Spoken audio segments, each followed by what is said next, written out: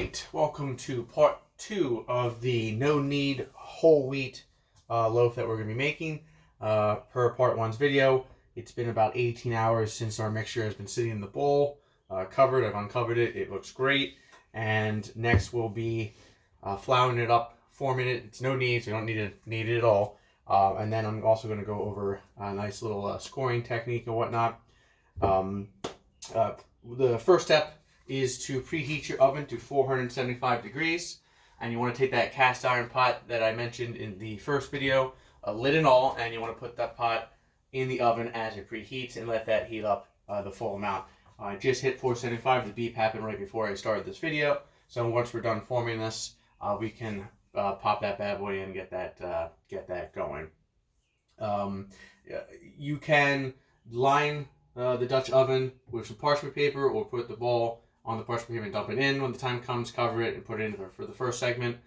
You can simply sprinkle some cornmeal, or I recommend flour, on the bottom of the Dutch oven, and that'll help. Or I'm out of parchment paper as I made a whole bunch of bacon last night.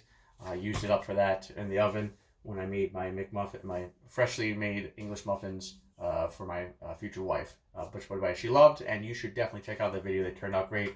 I will be making a follow-up video of that, by the way, as there's a different recipe that Nick now recommended, so I will be trying that out next.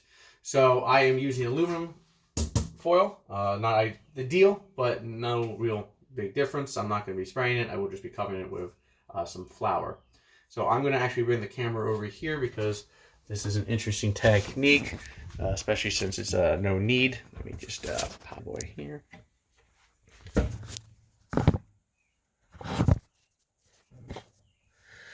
Alright, so here you can see what it looks like. It is a little bit congealy, but not soupy, which is nice. I have on the side some sifted white flour, which I'll go over, but we're not going to be using that for any of this section. That'll be for the scoring. I've got a razor blade. I'll go over that again later. So I'm going to take some white flour here, some whole wheat flour. I'm going to sprinkle a little bit on the aluminum foil. I'm going to sprinkle a little bit on the countertop, as we will be getting to that in a second. And then to get this out, I've tried different ways in the past. I've dumped it, I've formed it, but then it ends up being a little more kneaded, and I think that's what's kind of killing all the air in it and making it a little more dense than I would like. Again, it's always been super tasty. No one's ever complained, at least no one that's telling me to my face.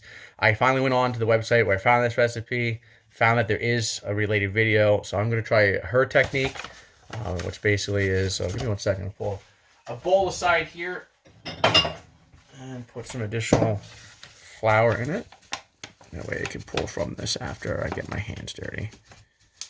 Don't want to go too much, but just enough you're going to be able to form the ball. So let's see if this works for us any better. I'm going to sprinkle it on the top.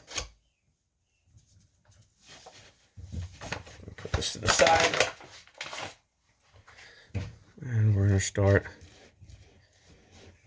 spreading it around and pushing down those sides. You do want to get all the sides. Shouldn't be anything too or at all crusty at this point if you've covered it correctly. And then you want to start kind of scooping underneath as well. Just a tad bit more here. Get that scooping technique going. And then flop that bad boy over. Sprinkle some more. And that'll get you the ball that you can now work with. So, plop that out onto the pre-floured surface. And since it's got nice gluten formation all around, we're going to start to kind of, as we do with all the other mixtures we've done, a little more flour is needed, start to twist that and stretch. Ooh, look at that. That's not what I expected. Okay. Twist it in underneath itself. You can do this too, where you take it and you fold it, and then you put the seam down. We're going to try that as well. Again, a little extra flour. I want to get this thing nice and tight.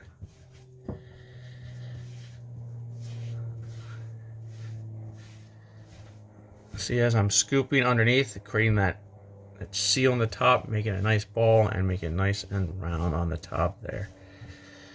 It's not the biggest loaf, but remember this will expand, and you can always try making a bigger batch or additional batches.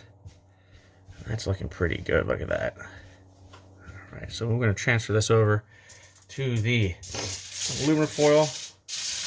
Again, it's all covered. All right, nice and good. So, for the scoring technique, you're going to want to take a little bit of water on your hands, just to kind of spread on the outside. Nothing crazy. Spread on the sides too. This is going to help pop the color out when the time comes. We'll see. You'll see. And then you do want to give a nice little coating of flour, not too much. And then you're going to want to spread that all around. The white flour versus the whole wheat will make that color pop, because wherever we cut the seams is where it's going to open, and then everything else on the top is going to be covered in the white flour.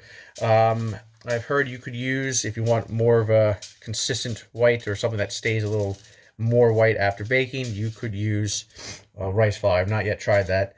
You do this technique even with an all-purpose loaf with the white flour, but it pops really well with the whole wheat loaf.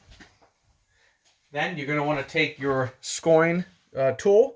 You can use an X-Acto knife. You can use scissors, even to form some certain patterns. Grab those, I'm going to need those. You can use a sharp knife. I have found that a little safety razor, make sure it's clean, make sure it's not pre-lubed or anything, is the best. It just cuts through it easily. I've never had any issues, especially once I prep it. So I'm going to go over I'm going to attempt again the sunflower technique that I found on Reddit, which has been amazing. And let's go from there. Just nice and even. Don't have to go too deep into it. Once it cooks, that'll kind of pop it out for you.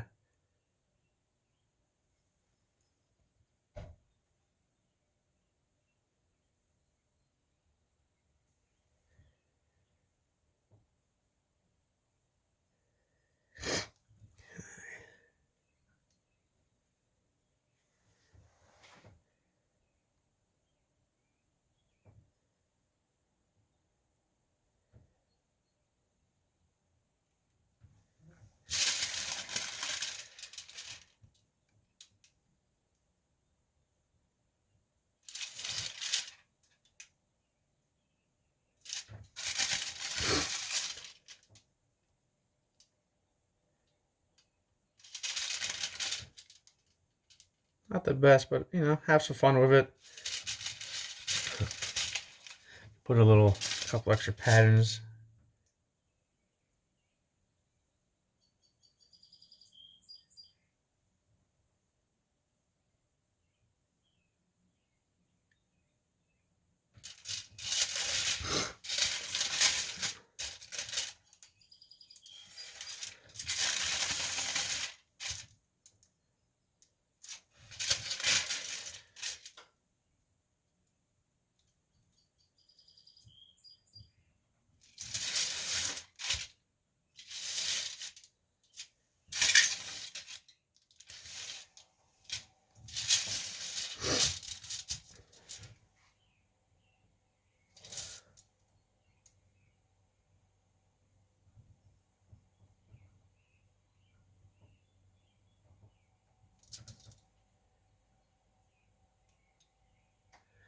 And then with the scissors, what I found from the video, which turned out pretty cool, is to kind of give it a nice little pop all around the edge, like that. Just between spaces. Again, this isn't like the most professional, but I've been having a lot of fun doing it. It looks great coming out. People are impressed by it. And you can even add a row like this.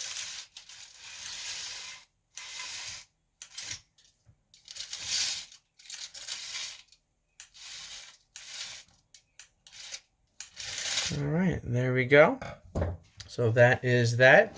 Let me pop my camera back over to our Fantastic. Right. All right.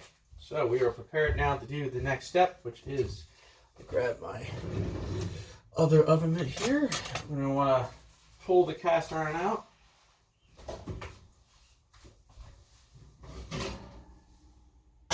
Close the oven, make sure the heat stays in. And we're just going to plop that bad boy right in there. Nice and taut. There we go. Cover back up again. And just want to double check 1 second, please. Yep. Okay. You want to put it in. And then we are going to leave this in. It's half an hour with the lid on. Once the lid is off, once the half an hour is up, open it back up, pull the lid off of it, close it back up, and cook it for another 15 to 20 minutes until a nice crusty outside has formed, crusty layer on the outside has formed, with the lid off. So 30 minutes lid on, 20 minutes lid off. Pull that bad boy out. Make sure you do not cut it until it is cooled, as that'll ruin the inside of the bread for many reasons. So we are going to pull that out in, like I said, about an hour, just shy of an hour. I may probably have to do a follow-up video of part 3 on that one because I have no way of editing these things. So we will be back.